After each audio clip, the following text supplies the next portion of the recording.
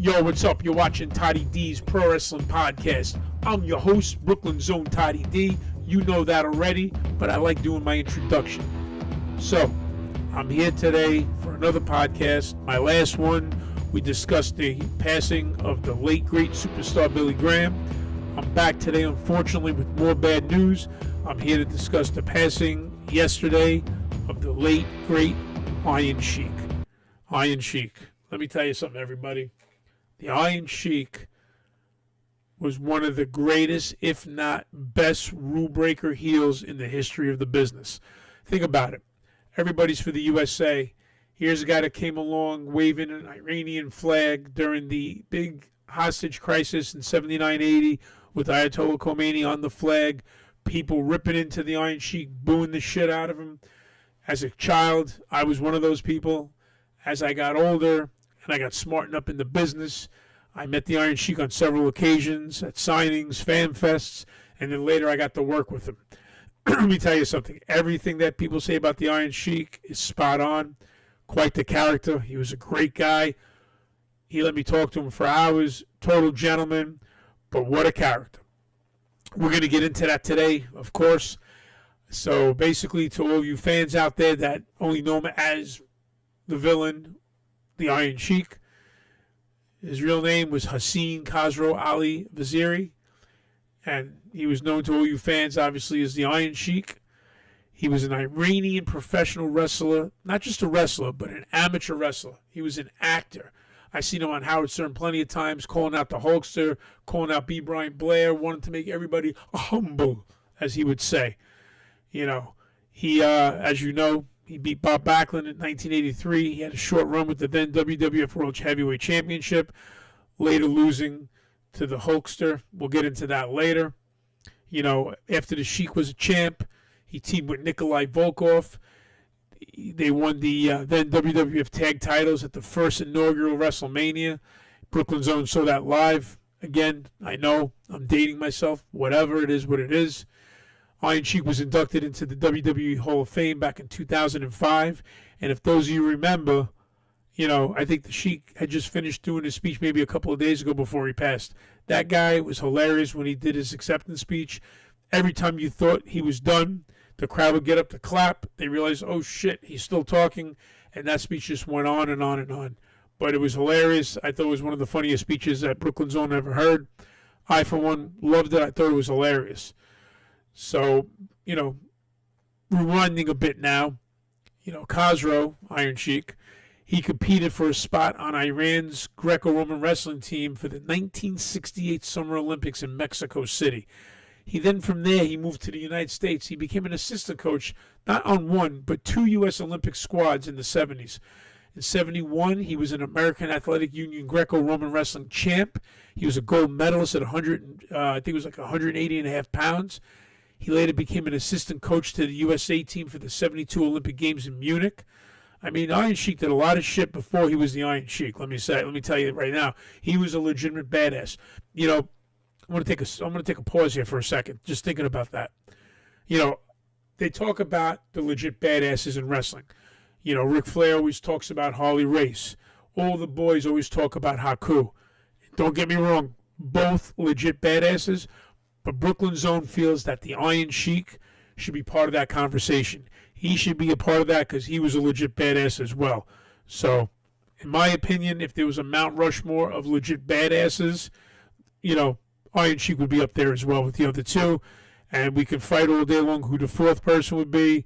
I mean, you know, from Steve Austin to whoever, there's a lot of legit badasses out there. But I think Sheik is definitely held in that company. That's just my opinion. So, after the Iron Sheik did all his Greco-Roman wrestling with the 68 Olympics and, you know, 71 and 72, in 1972, toward the end of 72 or middle, whatever the hell it was, after Sheik did his thing, he was invited to become a professional wrestler by none other than the promoter of the AWA, the one and only Vern Gagne. So, you know, Khosrow, he trained at Gagne's wrestling camp under the trainer Billy Robinson, which, by the way, we just mentioned his name. He was in the same class as Woo! The Nature Boy, Ric Flair. That's right. That's a hell of a class. Nature Boy, Ric Flair, and the Iron Sheik together in the same class. You wonder why the both of them were so fucking awesome. I mean, think about it. Same class together. They probably learned from the best. They learned how to hone their skills and their crafts, and that's why they became legends. So, Iron Sheik, once he learned, he also worked as a trainer, and he taught none other than Ricky Steamboat. Before he was obviously the Dragon, he helped teach. I'm trying to think now. Brooklyn Zone's going back in time, so he taught Ricky. The Sheik taught Ricky Steamboat. He taught Greg Gagne, and I think he also taught Jim Brunzell. At least he had a hand in it, I believe. And he first, believe it or not, the Iron Sheik first wrestled as a face. Not even a bad guy, a heel. Not a bad guy, but a face, aka good guy. He wrestled as a face in preliminary matches, before the promoter said, hey, you know what? You should be a heel. You got that kind of a look. Why don't you become a heel? And, he wanted him to get into a gimmick basically the same as the original Sheik. So I guess it's kind of ripping off the Sheik's gimmick, but call it the second coming, if you will. But, Iron Sheik was like, yeah, what the hell, why not? I'm going to do that. So from there, that's when he shaved his head bald. He grew the big-ass wide mustache, like a buffalo stache, I guess you would call it. He added those wrestling boots with the toe curl boots. He used to kick the ground. He'd load that shit up.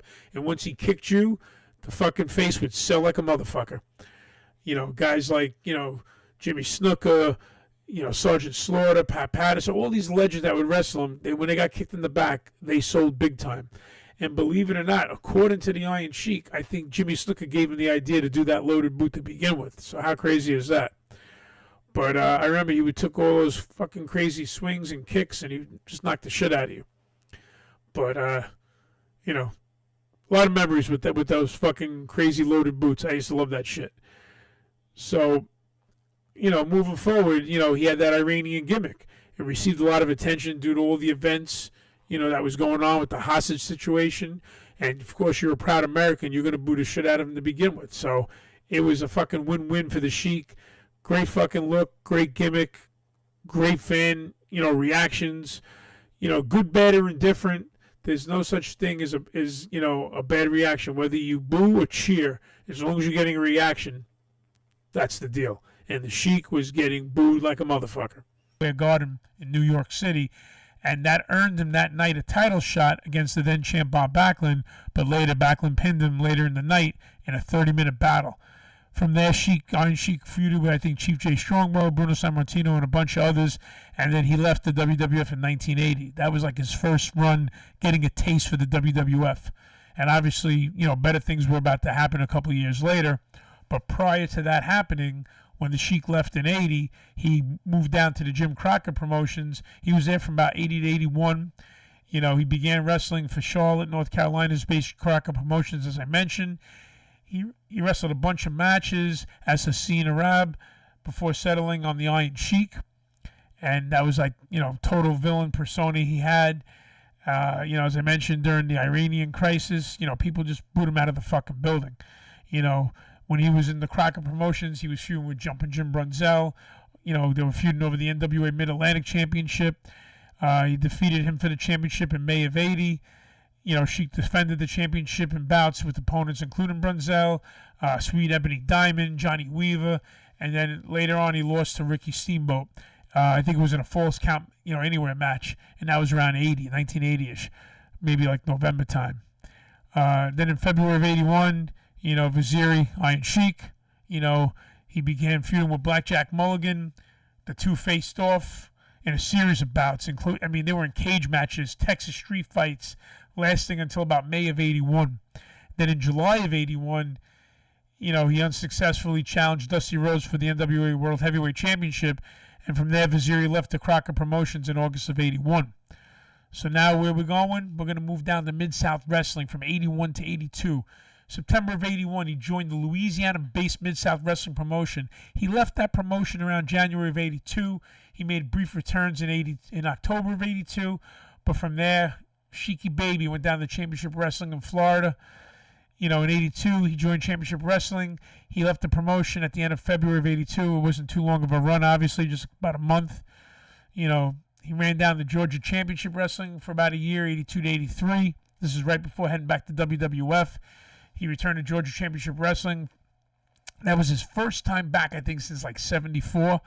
And in May of 83, he won a tournament for the vacant NWA National Television Championship, otherwise known as the TV title. The reign only lasted until about July of 83, and he lost to Ronnie Garvin, the Hands of Stone, baby. He left the promotion following that month, and now we're back to what everyone's waiting to talk about, where he's best known for, his return to the WWF. He had a run from 83 to 87, and then Sheiky Baby later went back in 88. We'll get to that in a bit. But the WWF World Heavyweight Championship from 83 to 84. The Iron Shiek, as I mentioned earlier, he returned to the WWF in 83.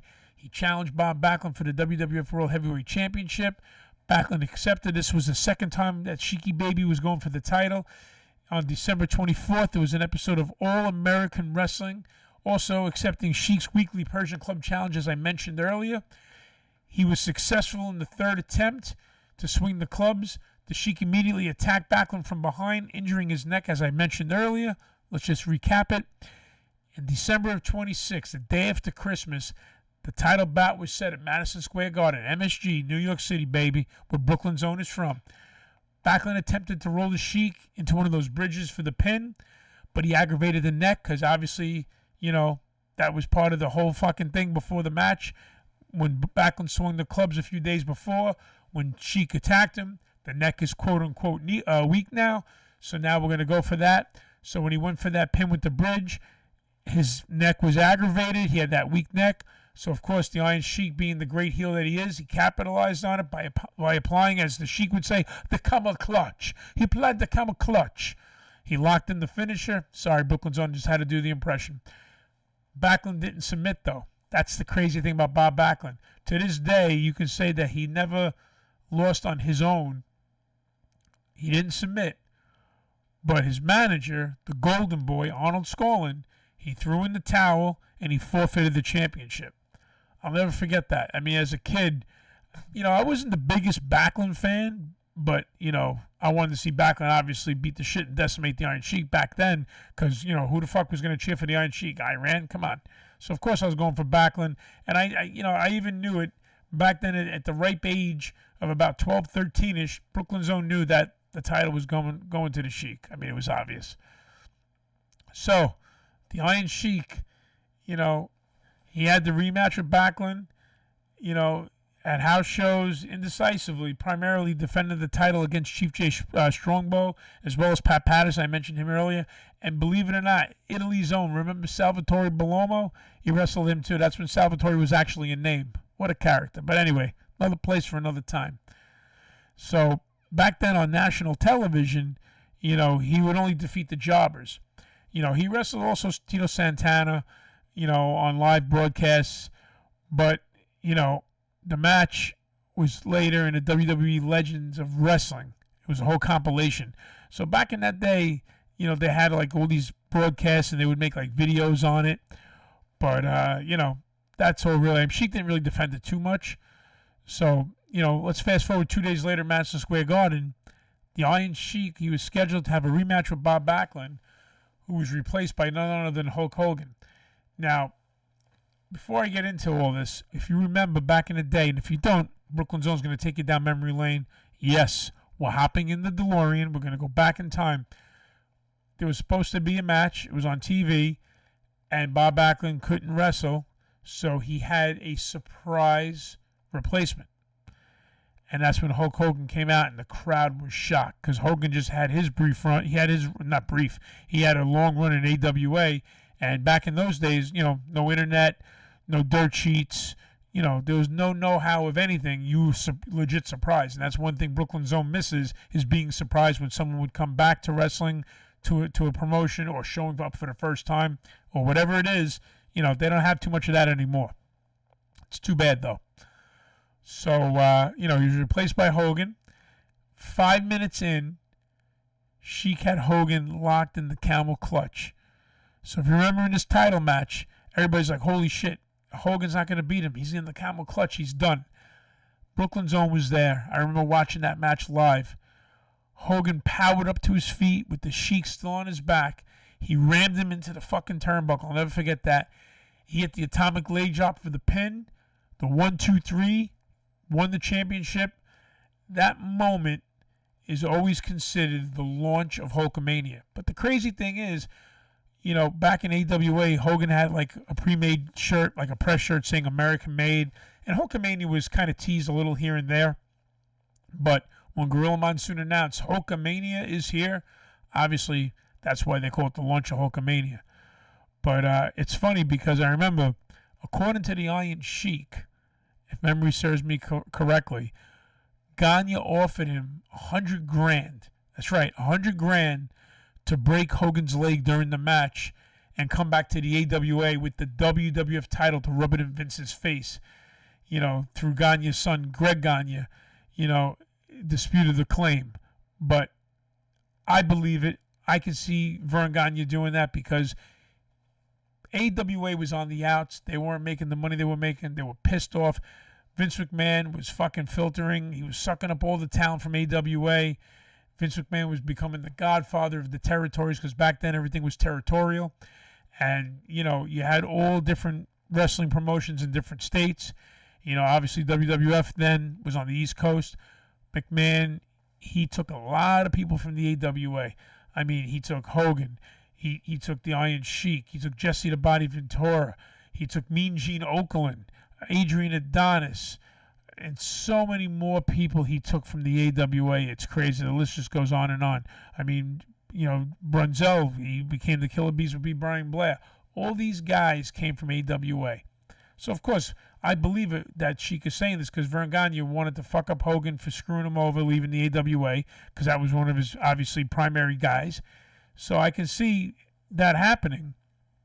But the Sheik, Iron Sheik said this plenty of times in interviews after that, and even in his Hall of Fame speech, that he would never bite the hand that feeds him, meaning Vince McMahon. So that's why he didn't do it. He did business with Hogan that night. He was a professional. And the rest of, as they say, is ancient history. After that run, I remember one of the greatest feuds ever.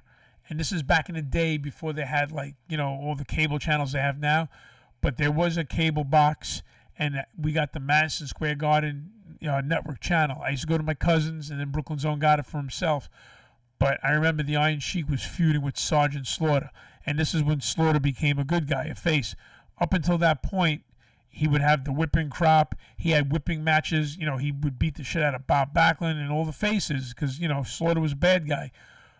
But once, the Sheik started really running on all cylinders as his, big heel bad guy from Iran, you have a military guy, Sergeant Slaughter, which, by the way, was never in the Marines, but that's for another story for a different time. I'm not here to pick on the Sarge. I'm here to take a trip down memory lane when Sergeant Slaughter was starting to feud with, the Iron Sheik. They won a few matches by DQ. They lost the rest by pinfall or submission. But the best was the fucking boot camp rules match. That was a bloody fucking match. You had the Sheik's pointy Persian boot. You had the military boot that the Sarge had. And I remember watching that at my cousin's house. It was a fucking bloodbath. And that's still to this day, in my book, in my opinion, one of the greatest fucking, matches that I've ever seen. A gimmick match, being in the boot camp match. It was off the hook. So we discussed the Iron Sheik, the man being a champion, a tag team champion, boot camp matches with the Sarge. Let's talk about the tag team champions. Let's talk about him forming the tag team with none other than Nikolai Volkov, which Brooklyn Zone also has worked with in the past. I had the privilege and pleasure working with Nikolai Volkov back when I was with NWA Cyberspace and some other promotions. I worked with Nikolai after that and even before Cyberspace. So, I've had a lot of experiences with the Iron Sheik and Nikolai Volkov, both two awesome dudes. You loved to boo them in the 80s, but as you got older, you realize that they're just two really great guys. Nikolai Volkov being totally against the stuff that he stood for in the ring. Iron Sheik, very humble dude. He's a big fan of the USA. He's been here for years. But, man, you love to hate these guys in the 80s. So they formed the team together in 85. They lasted for 2 years from 85 to 87. they teamed together, and their manager, of course, was a fashion plate, none other than Classy Freddie Blassie. Listen up, you pencil neck geek.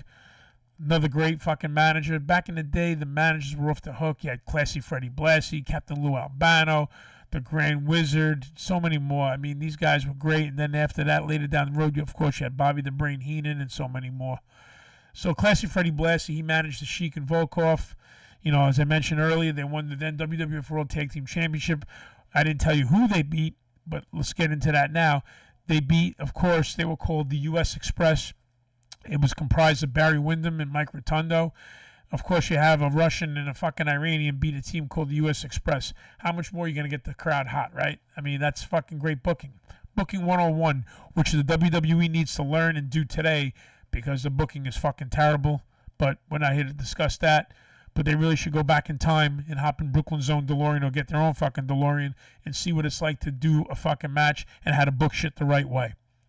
So, yeah, they beat the U.S. Express at the first WrestleMania in Madison Square Garden. That's when he knocked out Wyndham from behind with Blassie's cane. Part of the pair's regular entrance consisted of waving their flags, which was great. You had an Iranian waving the Iranian flag. You had Volkov waving the fucking Soviet flag. And then, if that was not enough, these motherfuckers, they demanded, not asking, they demanded that the crowd be quiet and show respect. Why Nikolai Volkov would sing a horrible version of the Soviet national anthem, which made it even more the reason to boo. Demanding that only attracted the fucking boos and usually a USA chant and so much more from the crowd. Such great fucking times. Those are the good old days, let me tell you. And then when the crowd would start booing, I remember the Sheik he'd grab the microphone, he would say, and let me see if I can get this right. Iran, number one. Russia, number one. USA and Canada, he'd spit in the microphone, and boy, that would fucking get the crowd going. It was all designed, and successfully, I might add. They got major heat from the crowd. They got heat in interviews. Mean Gene was the fucking leader of the ship. He would conduct the interviews. And then they would conclude by demanding, hey, cameraman. He'd say, Gene Mean, your Sheiky baby's always ready. He'd say, a cameraman, zoom it. And he'd zoom in, with the abs. I used to love those interviews. My friends and I, to this day, we still do Iron Shiek impressions almost as much as we do the Macho Man impression. But we always do, the Sheiky baby's always ready. A cameraman, zoom it. Funny shit, man. And, Sheik would flex his muscles. Back in the WWF, he appeared actually in a music video. It was crazy. The Iron Sheik was in Cyndi Lauper's Goonies Good Enough video as part of the inaugural, how it all started, the rock and roll, rock and wrestling connection. Iron Sheik was also seen on the CBS cartoon, Hulk Hogan's Rock and Wrestling. But the crazy thing was the voices of the wrestlers on Hulk Hogan's Rock and Wrestling back in the day wasn't the actual people.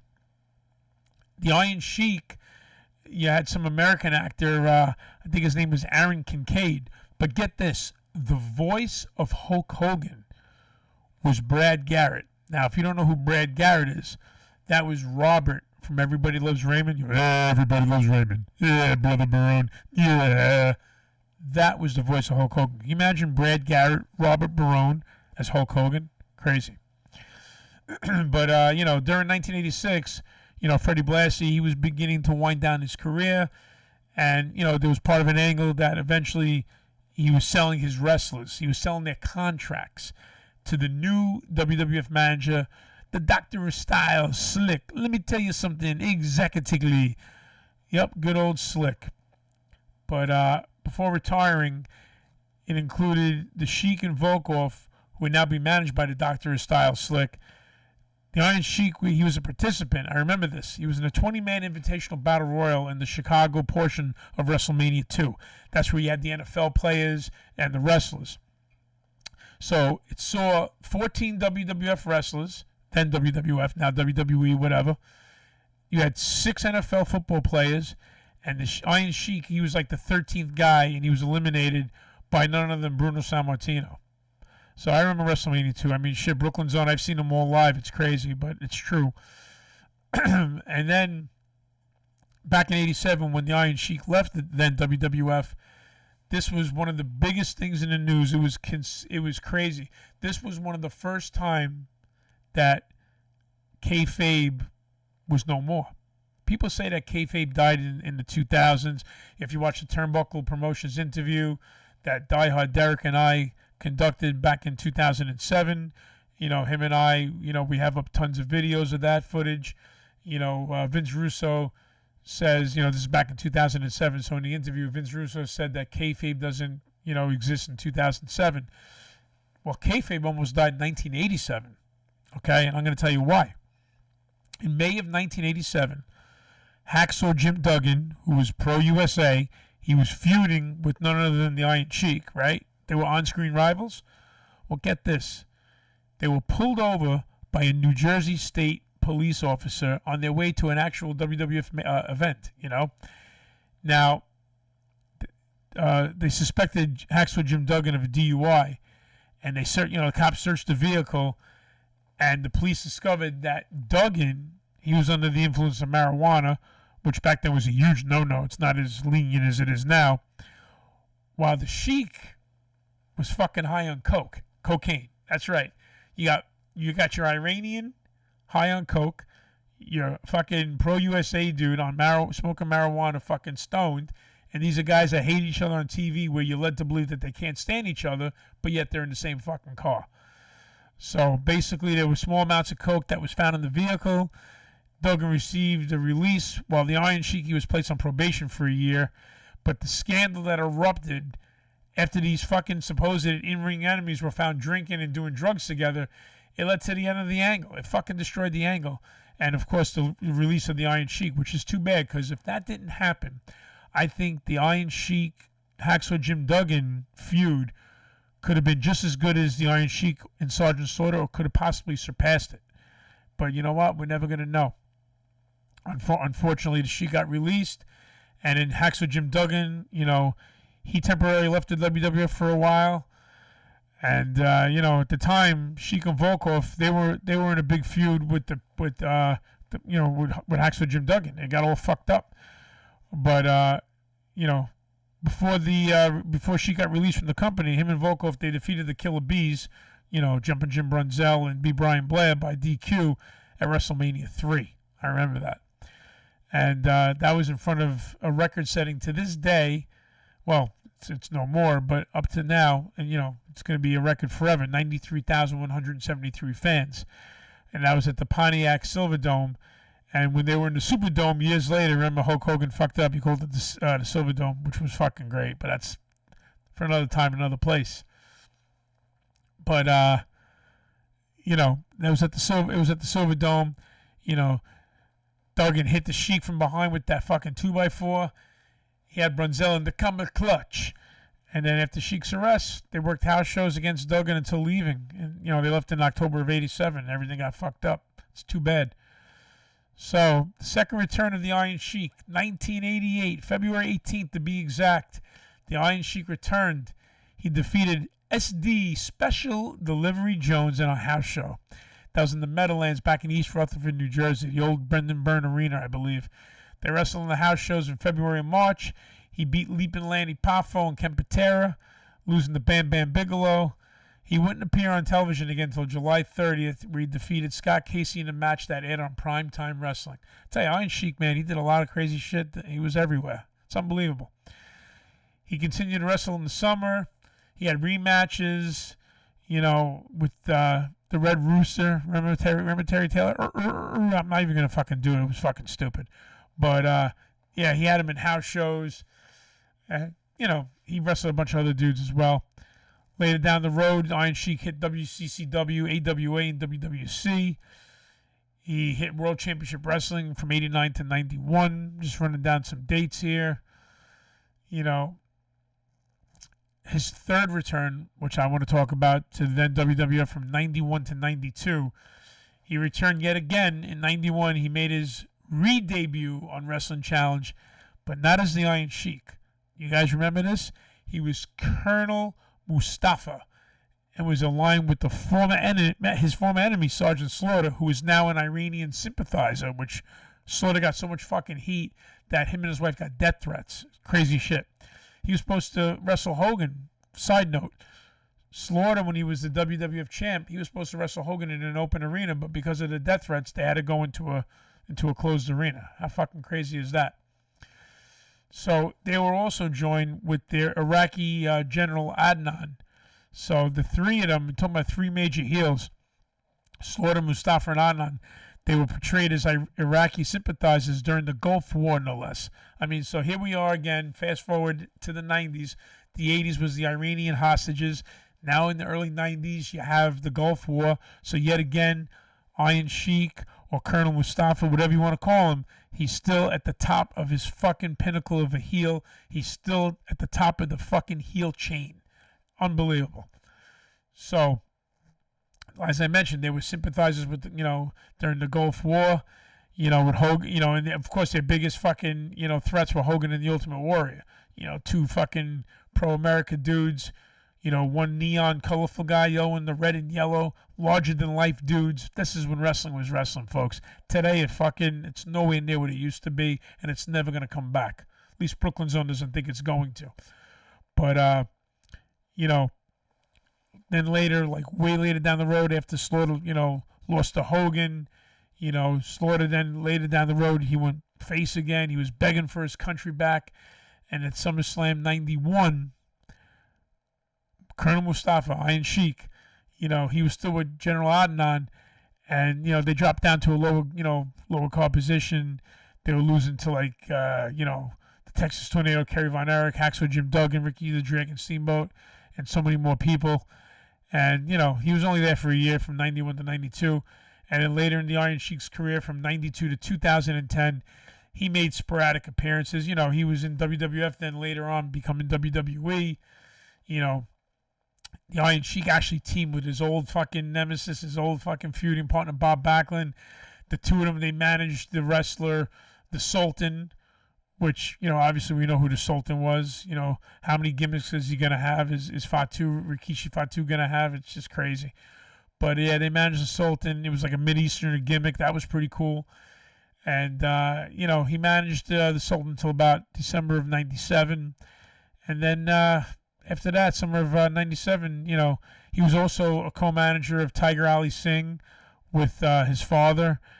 And then by the year's end, he failed another drug test. Surprise, surprise. And, he referred to it as the medicine test in various interviews. Pretty funny. But he was obviously released because it was drug-related. So back in April 2001, WrestleMania 17, they had the gimmick Battle Royal. Who wins the Battle Royal? Your Sheik, your baby wins the Battle Royal. It was, crazy characters from the 80s and 90s. And it was just like a slow-motion battle royal. It was crazy. But, in 2005, WrestleMania 21, we're fast-forwarding to 21 now. Iron Sheik was inducted into the Hall of Fame, as I mentioned earlier. And who was he inducted by? Who else? But his fucking former partner and his rival, Sergeant Slaughter. Great induction. Speech was fucking legendary, as I mentioned earlier. Sheik was just rambling on and on. From Greco-Roman wrestling to pro wrestling, talking about Dan Gable, making Kurt Angle pop in the crowd, gave him a good laugh. And, Iron Sheik was the man. I mean, there was no one like him. And, Brooklyn Zone's going to definitely miss him. He even had an acting career for a while. He made his film debut at the Tale of the Three Muhammads back in 2005. He appeared with, I think it was Daniel Baldwin and Corey Feldman. He did a lot of crazy shit to Iron Sheik. He was actually, he was a real deal. I mean, he was really a Muslim and a soldier in the Imperial Iranian Army. So it wasn't really just a gimmick. He was really in the Iranian Army. He was married for many, many years. I believe it was something like 47 years to Carol Peterson. No matter what, the Iron Sheik was always entertaining. Unfortunately, he passed away at his home. Today is the 8th of June. He died yesterday, June 7th, 2023, at the age of 81. So, Brooklyn Zone just wanted to do a little rundown of his resume, talk briefly about his feuds with the likes of Sergeant Slaughter, Bob Backlund, Bruno Sammartino, Pat Patterson, so many more people. I mean, this guy, the Iron Sheik, was a great singles wrestler. He was a great tag team wrestler, master of the suplex, belly-to-belly, side suplex, camel clutch. I mean, he was a wrestling machine. And, it's sad when you see your childhood heroes or legends or people you cheered for, booed for, whatever you want to call it. When you see them get old, it gets a little sad. And when I saw him make his speech in 2005 at the Hall of Fame, they had to help him up the stairs. This is the same guy that would pick up Hulk Hogan like he was a feather. He would give him a side suplex like he was a feather. Nothing lasts forever. Just death and taxes. But Brooklyn Zone salutes you, Iron Sheik. May you rest in peace. Godspeed, my friend. Until next time, I'm Brooklyn Zone Toddy D. You can find me at Toddy D Wrestling on Twitter. Look me up at Toddy D on YouTube. And that's all I got for now. So once again, the pleasure's been all yours. I'm Brooklyn Zone Toddy D. I'm out. And hopefully next time we can get some good news and not do a fucking podcast about the passing of a legend. Next time, let's fucking talk about a legend who's still with us. That's what I'm hoping for. But once again, I'm Brooklyn Zone Toddy D. I hope you enjoyed this podcast. It was a great trip down memory lane. Sheiky baby, cameraman is always ready. Cameraman, zoom it.